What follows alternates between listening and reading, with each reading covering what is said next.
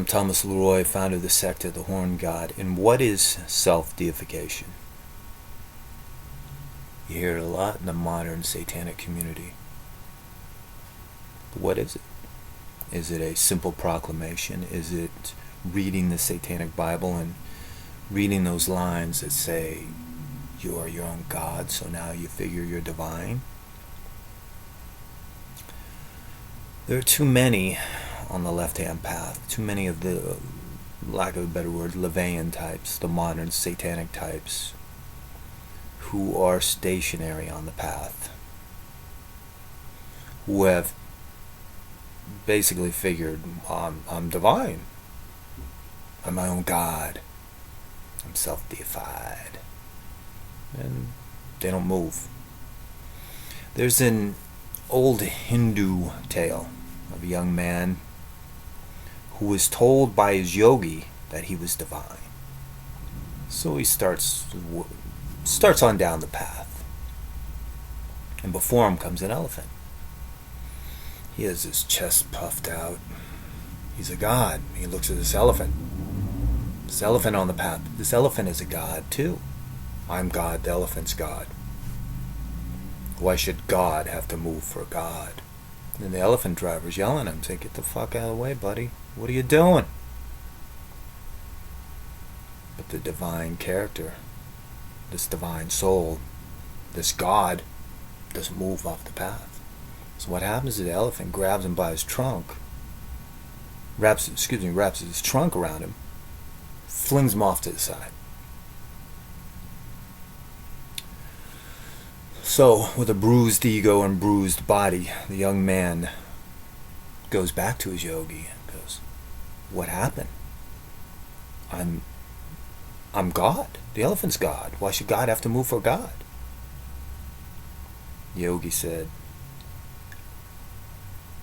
okay, you're God, the elephant's God, but there was a third God there, and you've refused to listen to that third God, meaning the elephant driver. So the basic meaning behind this little tale, if you haven't figured it out, basically is,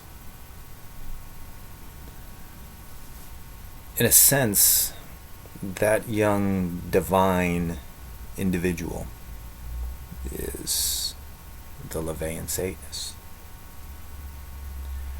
That elephant is the world, is reality, and that elephant driver is the voice of reality. Now,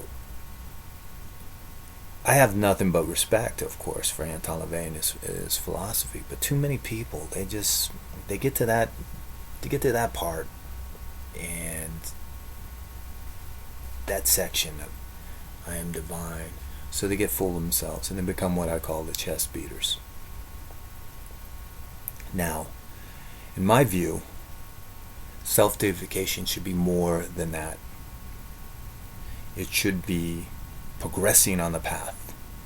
It should be trying to achieve, in a sense, what could be called Buddha consciousness, but without the elimination of the ego. You retain the ego, because if you obliterate your ego, you're no longer in the left-hand path. That's what you want to strive for. A connection with your subconscious. You don't want to become one with the God inside of you, because in truth, there are 7 billion gods on this planet, but most just don't realize it. Instead, they think God is out there.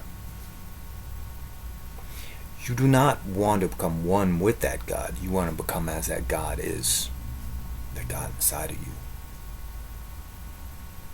I'm going to end this with a little Gnostic phrase that goes, the problem with Yahweh is he thinks he's God. Think about it.